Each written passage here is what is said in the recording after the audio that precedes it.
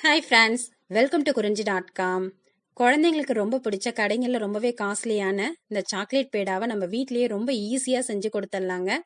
இதை செய்யறதுக்கு நமக்கு 5 நிமிஷம் கூட ஆகாது. வாங்க இன்னைக்கு எப்படி செய்யறதுன்னு பார்க்கலாம். இப்போ நான் ஒரு கடாயில் 1/4 கப் அளவுக்கு நெய் சேர்த்துருக்கேன்.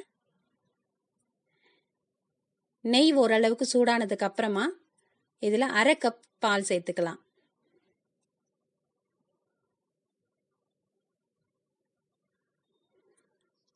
இது காய்ச்சி ஆற வச்ச பாலுங்க.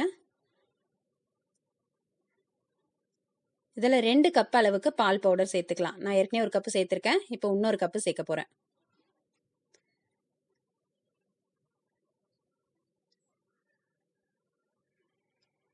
அரை கப் அளவுக்கு மிக்சியில் பவுடர் பண்ணி எடுத்த பவுடர் சுகர்.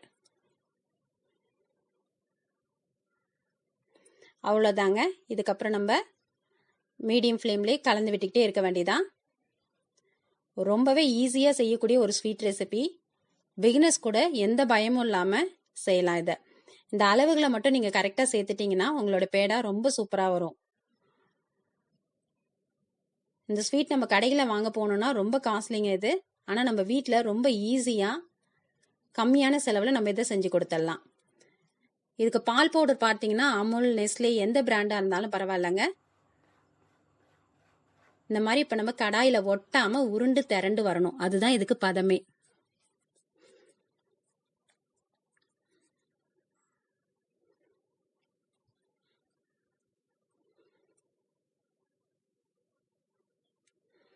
நல்லா உருண்டு திரண்டு வந்ததுக்கு அப்புறமா இதில் 1 டேபிள் ஸ்பூன் அளவுக்கு கொக்கோ பவுடர் சேர்த்துக்கலாம். நீங்கள் கொக்கோ பவுடர் முன்னாடியே சேர்த்துட்டிங்கன்னா ரொம்ப கசப்பாயிடும். அதனால இந்த டைமில் சேர்த்துக்குங்க. இறக்க போகும்போது கொக்கோ பவுடர் சேர்த்து நல்லா கலந்து விட்டுடுங்க.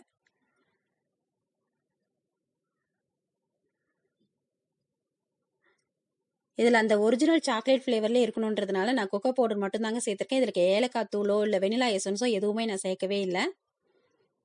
ரொம்பவே ஈஸியாக செஞ்சிடலாம் இந்த ஸ்வீட் ரெசிபியை. இப்போ இதை நல்லா கலந்து விட்டுட்டு இந்த மாதிரி ஒரு பிளேட்லேயோ இல்லை சில்வர் ஃபாயிலையோ கொஞ்சமாக நெய் தடவிட்டு நம்ம ரெடி பண்ணி வச்சுருக்க இந்த பேடா மிக்ஸை இதில் சேர்த்துடலாம்.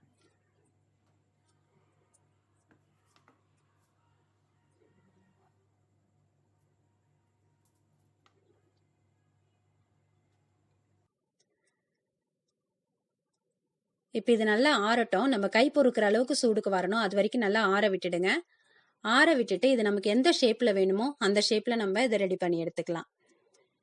இப்போ நான் ரொம்ப ஈஸியாக கையில் கொஞ்சமாக நெய் தடவிக்கிட்டு இதை சின்ன சின்ன உருண்டையாக உருட்டி நம்ம குக்கீஸ்லாம் செய்வோம் இல்லைங்களா, அந்த மாதிரி நான் ஒரு அழுத்தம் கொடுத்து எடுத்து வைக்க போகிறேன். இது ரொம்ப ஈஸியான ஷேப். இதில் நீங்கள் திரட்டு நம்ம பூரி சப்பாத்தி திரட்டுற கட்டை இருக்கு இல்லைங்களா, அது மாதிரி திரட்டிட்டு குக்கி கட்டர் இருந்தால் அதில் நீங்கள் எந்த ஷேப் வேணாலும் கட் பண்ணி எடுக்கலாம். இது நம்மளோட சௌரியங்க. நீங்கள் உங்களுக்கு எந்த ஷேப்பில் வேணாலும் இது ரெடி பண்ணிக்கலாம்.